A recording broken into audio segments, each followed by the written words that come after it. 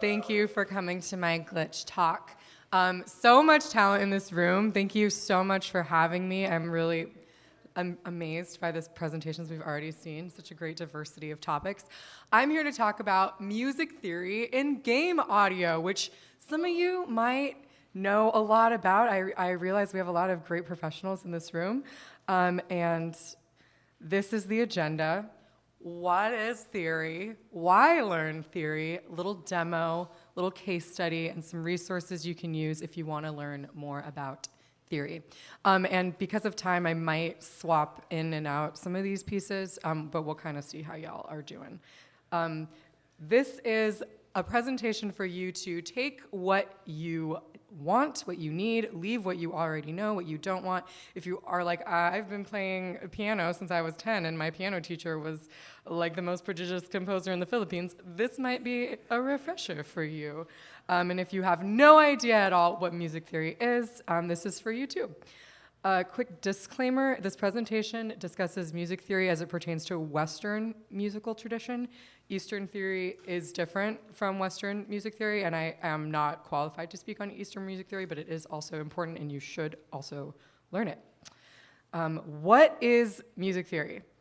The math of music is one way of looking at it. Reading music, so if your theory is good, you can sight read, you can look at a piece of music and, play it as written immediately.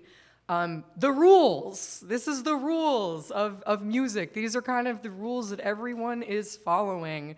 If you don't know them, you can kind of get away with it for a little while, but eventually you are gonna run into someone who knows the rules and they're gonna pwn your ass. So you should know them. A little bit about me, I am an interdisciplinary artist, I'm also a visual artist, and I like to think of music theory as similar to color theory. So we have two kind of color breakdowns. What do you feel when you look at the images on this side? Cold. Tall? Calm. One more. Peaceful, refreshing, thank you. What do you feel when you look at the images on the other side? Badass, what? Danger, fierce, does someone say? Fierce? Yeah, very different emotions evoked by these colors. So in our culture, blue is usually cool, calm, peaceful, soft. Red is more passionate, aggressive, angry, hot, fiery. And this is a quote that I think about often when I am creating. It says, "Every sound, every color, every visual has a giant connection to human history that goes back thousands of years.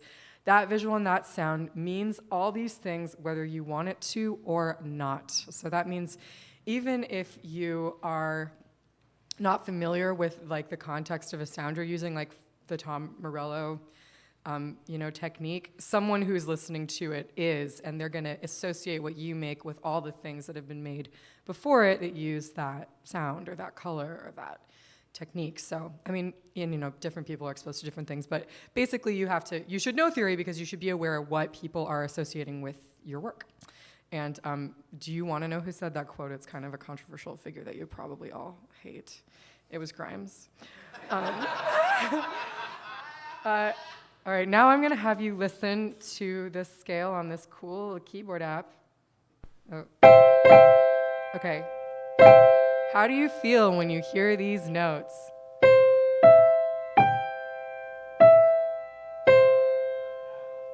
Happy, doorbell, yes. That's what I'm talking about. Home, you're home, yes. That is actually C major, and I love that you said home because that is where your hands go on the keyboard when you reset your position and go home. Okay, now I'm gonna play another chord trickily because there's a black key in it, and this app doesn't like that. Oh. How do you feel when you hear that? You stepped on a crack, spooky, anything bad. Okay. There's only one note difference between the first chord and the second chord, and it's the E. So just that one little note can change the connotations associated with just three notes. but it's kind of like the red and the blue. If that's what people generally associate with those sounds. And then we're going to skip through all these because we already did them. Good job. C minor scale. Oh, and then another quote. Hans Zimmer likes to say, D minor can be very seductive.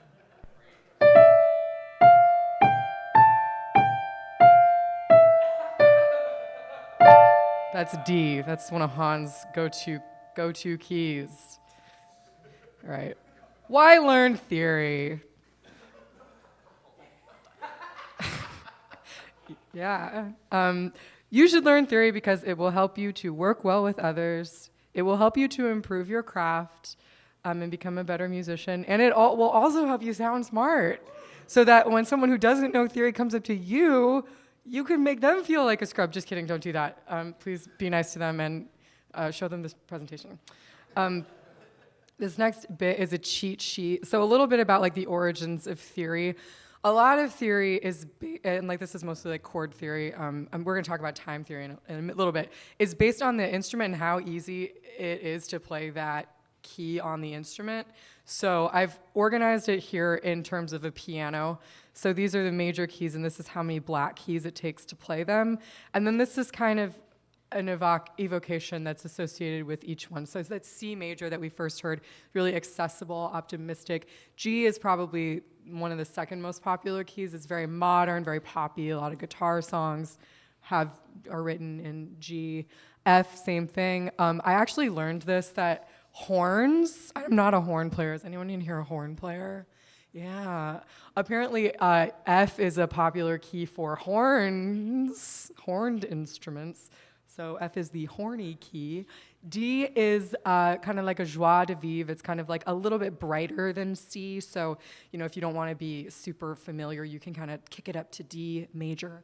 And then A, I put an asterisk here. I don't know why. It's like thoughtful, also more guitar-y.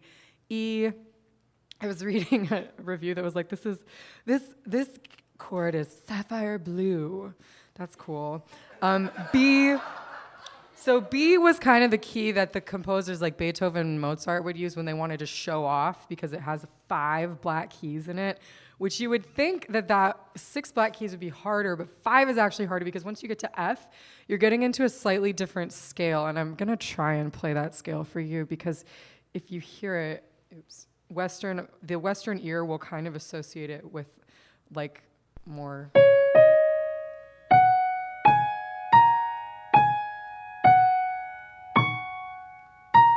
So that's all black keys, and so sometimes that's kind of has there's like a lot of like Chinese compositions that kind of go in that key, because they use different instruments and stuff. These pianos too. All right, this is a joke. It says, imagine writing a song that slaps so hard that for another 300 years, no one even thinks about writing another song about hot cross buns. Who knows how to play hot cross buns on the recorder? Yeah. That's one of the first things you learn how to play when you're learning instruments in school. Why? Because the theory in hot cross buns is tight. It's easy to learn, it's easy to play, and it makes sense with your instrument, which means when it's time to play some music, you're like, I can play hot cross buns. So that's an example of a piece where the theory is really strong. This next one is about tempo. I'm not as solid on my tempo, actually, Cass, if you want to jump in on any of these, because Cass works a lot with more like faster tempos. But music tempo is based on like the human body and the human heartbeats. So like hyperpop would be like the tempo of someone who has anxiety, like me. This is kind of a rough breakdown of what you're trying to go for. So resting would be like, like 40 to 100 beats per minute. And so if you're thinking about what is that's playing while I'm doing what in the game, that would be like solving a puzzle, exploring at a walking pace, menus, dialogue. That's kind of like your low tone. A brisk walk would be like 120, 140. That might be like traveling, platforming, and building. And then if you're like running away from the boss, or you're in like heavy combat, or you're doing anything where if the images are going by quickly, you could do like 160 beats per minute. And again, pay more attention to like the first column and the third column. These I kind of fudged. And I'm going to also add the caveat that compositional BPM and biological BPM are not one-to-one. As far as my research can tell, compositional BPM is beats for 30 seconds, and when you get to 200, it kind of cuts in half again. So like 210, you might program as 105.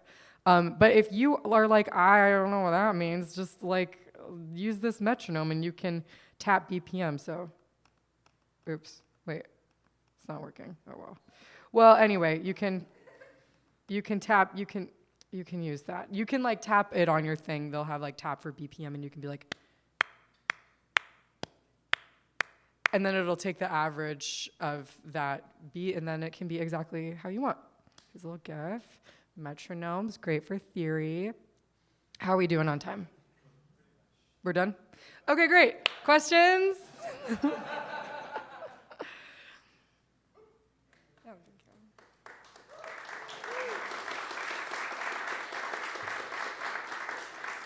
Oh, wait, sorry, I want to go through one more thing. Sorry, we're going to skip the 2 workshops. I can send this out, but I wanted to leave y'all with some resources if you want. Oh, how to learn theory, learn an instrument, practice your instrument, play with other musicians, practice reading music, practice looking at your compositions like this instead of like this. And then these are some resources you can use if you're like, oh, my theory's okay, but it could be better. I love TuneBat. This will tell you the key and BPM of any pop song. MuseScore will give you the first page of sheet music for free, so you can kind of practice playing it. Herb Alpert Center of Music at LA City College, one of the best music public education programs in the country, is here in LA, just down the street. The Hans Zimmer Masterclass, I actually learned a lot. Glitch Makes Music, we do jam sessions here. It's pretty cool. And then if you have any questions, you can contact me, askandfly@gmail.com. Okay, sorry, now questions.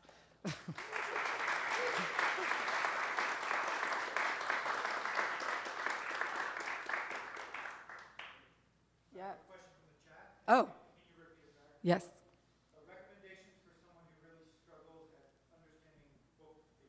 Yes, my recommendation for someone who really struggles with book theory would be to don't be afraid. I learned theory through basically passively reading music over like 10 years. I would say if book theory is scaring you, do something instrument-based. Like if you play piano or even if you sing, you can use, I'm going to whip out my, not that, the other one, virtual piano. And just kind of play around and then get yourself familiar. I would say practice with like maybe 8 bars a day. You can go to that website I mentioned, the MuseScore, and like just pick your favorite pop song and check out the sheet music. Ooh, this is ugly. And just practice. I mean, practice is the key. Yeah. Any other questions? Thanks.